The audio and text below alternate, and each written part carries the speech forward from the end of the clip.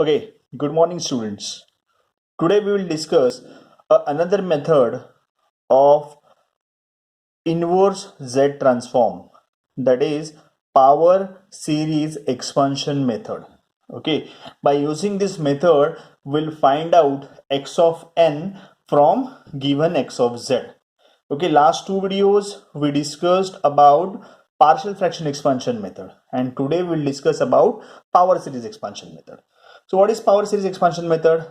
Let x of z be the Z transform of x of n, and x of z be a rational function of z, that is written as x of z is equal to n of numerator of z upon denominator of z, that is also it also represented like b0 plus b1 into z raised to minus 1 and so on upon a0 plus a1, that is just a representation of x of z polynomial. Okay, so in this case there are three possibilities: either your signal is causal, either your signal is anti-causal, or either your signal is both-sided signal. So in case 1, if x of z is equal to c of 0 plus c1 z raised to minus 1 plus c2 z raised to minus 2, then in this case the power series of z is obtained when the ROC is exterior of the circle of radius r, right? Means if mod of z is greater than r, then the first case is obtained, or this the power series is obtained in this particular fashion if your signal is a causal signal, right? In second case, if your signal is an anti-causal signal, okay, that is power series of z is obtained in case 2 when the ROC is interior of circle of radius r, that is our mod of z should be less than r, right? If mod of z is less than r, it means your signal is anti-causal signal. Then your power series is like this, that is d0 plus d1 z raised to 1 plus d2 z raised to 2, like, and so on. If your signal is a causal signal, means mod of z is greater than r, the ROC is exterior of the circle, then your power series is like this, that is c of 0 plus c1 z raised to minus 1 plus c2 z raised to minus 2, likewise. And in case 3, if your signal is a both-sided signal, then your power series is representing in both the way, that is e of minus 3 z raised to 3, e of minus 2 z raised to plus e of 0 plus e1 z raised to minus 1 plus e2 z raised to minus 2, and so on. Okay, so your job is to first find out the power series of given polynomial. Okay, and then that power series you have to compare with this particular equation. What is definition of Z transform? The definition of Z transform is x of z is equal to minus infinity to infinity x of n z raised to minus n. If I am expanding this particular summation, then my equation is like this, that x of z is equal to x of minus 3 plus z raised to z cube plus x of minus 2 z square plus x of minus 1 z1 plus x of 0 plus x of 1 z raised to minus 1, likewise. Okay, so my job is first a given polynomial converted in appropriate power series, and then that power series I have to compare with a definition of Z transform. Okay, and by comparing these two power series, I will find out the value of x of n at x of 0, x of 1, x of 2, likewise. If my signal is a causal, then I will find out the series from 0 to infinity. If my signal is anti-causal, then I can find out my series from minus infinity to 0. And if my signal is a both-sided, then my range is minus infinity to infinity. Okay, understood. Now we'll see one problem depending on this, then you will understand it better, that how to solve or how to find inverse Z transform by using power series expansion method. Okay, so this is a first problem, that is determine inverse z transform of a given polynomial, that is x of z is equal to 1 upon 1 minus 1.5 z raised to minus 1 plus 0.5 z raised to minus 2 by using power series expansion method, and under the condition of when ROC is equal to, first condition, that is mod of z is greater than 1, and second condition, that is condition B, ROC is mod of z is less than 0.5. Okay, so we'll discuss these two cases. First we'll discuss case A. Okay, so in case A, they gave that ROC mod of z is greater than 1.0, right? Greater than 1.0 means ROC is exterior of this particular circle whose radius is 1, right? So x of z is equal to 1 upon that is given, this is given polynomial, right? So since the ROC is the exterior of a circle, we expect x of n to be a causal signal, right? Hence we can express x of z as a power series expansion in a negative power of z. That is, that power series should be 1 plus, that power series should be a0 plus a1 z raised to minus 1, a2 z raised to minus 2. Likewise, that power series should be, right? So on dividing the numerator of x of z by its denominator, we get, by dividing this numerator of x of z by denominator, we get first we'll divide this. So 1, we here we want 1, that's why we multiplied it by 1, and that is a normal division method, right? So all of you are very much familiar with this division method, right? So first 1, then next polynomial, that should be 1.5 z raised to minus 1, that's why I multiplied this by 1.5 and so on.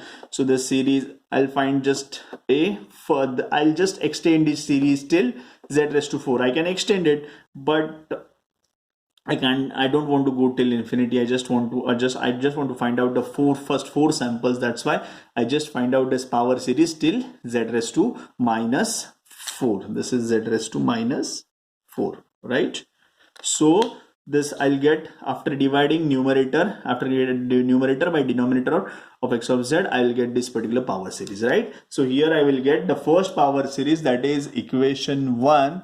I will get the first power series, that is equation 1, x of z is equal to 1 plus 1.5 z raised to minus 1 plus 1.75 z raised to minus 2 plus 1.875 z raised to minus 3 plus 1.93 z raised to minus 4, right? So this is a power series I got from this particular division method. Okay. Now if x of z is a z transform of x of n, then x of z is equal to this, that is the normal definition of z transform, minus infinity to infinity x of n z raised to minus n. For causal signal, this x of z is from 0 to infinity x of n z raised to minus n. If I'm expanding this particular summation, then I will get x of z is equal to x of 0 z raised to 0 plus x of 1 z raised to minus 1, x of 2 z raised to minus 2, likewise, right? Now I'm comparing a previous equation 1 with this equation 2. Okay, I'm comparing that equation 1 which I shows in a previous slide, that equation I'll compare with this equation 2. So I will get, if I'm comparing the two power series, so see, I'm comparing this equation 1 with equation 2, then I will get that x of 0 is equal to 1, that is x of 0 is equal to 1, then x of 1 is equal to 1.5, x of 2 is equal to 1.75, x of 3, that is this x of 3, if I'm comparing with this particular polynomial, this is z raised to minus 3, z raised to minus 4, right?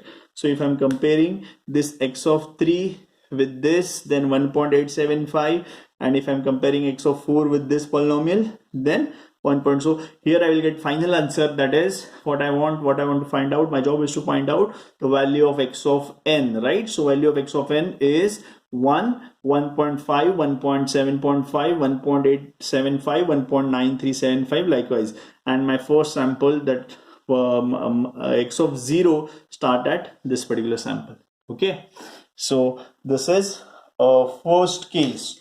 right? Now we'll discuss a case 2 when ROC is interior to the circle. That in that particular case, my signal is a anti-causal signal.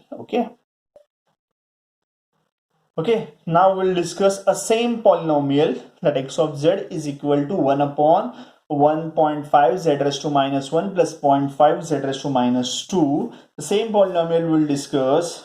We determine the inverse z transform of that polynomial, but the condition is ROC is equal to less than 0.5. Okay, now ROC is interior of the circle, so we expect n of n to be an anti-causal signal, right? Hence, we can express the x of z, a power series expansion, in a positive power of z, right? Now we want a series, power series, which is in positive power of z. Okay, so rewrite, after rewriting that particular polynomial, I will divide this numerator by denominator in this fashion. Now 1 get divided by, now I'll just start it from the z raised to lower power to the higher power, that is z raised to minus 2 minus 1.5 z raised to, I'm just converting this denominator, I'm just writing this denominator in this particular series because I want x of z in a positive series, right? In a positive series, because my ROC is interior of circle, my signal is a anti-causal signal, right? Therefore I'll divide this in this particular fashion. Okay, so minus point, so I'll divide this in a normal division method, that is 1. Again I'm multiplying this by 2z square, then I'll get this, then multiplying by 6z cube, then multiplying by 14z cube, and here I will get x of z is equal to 2z square plus 6z cube plus 14z square plus 30z raised to 5 plus 62z raised to 6. Right, now if x of z is a z transform of x of n, then as per the definition of z transform, x of z is equal to summation of minus infinity to infinity x of n z raised to minus n. Right, now for anti-causal signal, my x of z is minus infinity to 0 x of n z raised to minus n. Okay, so on expanding that x of z, that is minus infinity to 0 x of n z raised to minus n, I will get this particular equation, right? That is x of z is equal to x raised to minus 6 z raised to 6, and this particular power series I will get. Now I am comparing this equation 2 with my equation 1, right? I'm comparing this equation 2 with my equation 1, so that here I will get, that is x of 0. So x of 0 is what? Z raised to 0, which this term is not present, that's why x of 0 is equal to 0, right? X of minus 1, this term is also not present in this particular equation 2, so x of minus 1 is also 0. Now x of minus 2, so x of minus 2, it means x of minus 2 into z square, so z square is present in this particular equation, so the polynomial of z, this coefficient of z square is 2, that's why x of minus 2 is 2, x of minus 3, if I'm comparing this, then 6, x of minus 4 is 14, x of minus 5 is 30, x of minus 6 is 62. So here I'm writing that particular power series is like this, right? So x of n is right from minus infinity to, I'm considering sample from minus 6, that is 62, 30 at the sample is at minus 6, right? That is x of minus 6. This is at x of minus 5, x of minus 4, x of minus 3, 2, x of minus 1, and this is at x of 0. Right, so this is another method, or this is another case where we can find a inverse Z transform by using partial fraction expansion method, by using power series expansion method. Okay, so thank you students. So today we are discussing this power series expansion method. Tomorrow we will discuss a residue method, and we will finish with inverse Z transform by tomorrow, and then we'll start with the response of LTI discrete time systems using Z transform. Okay, so thank you.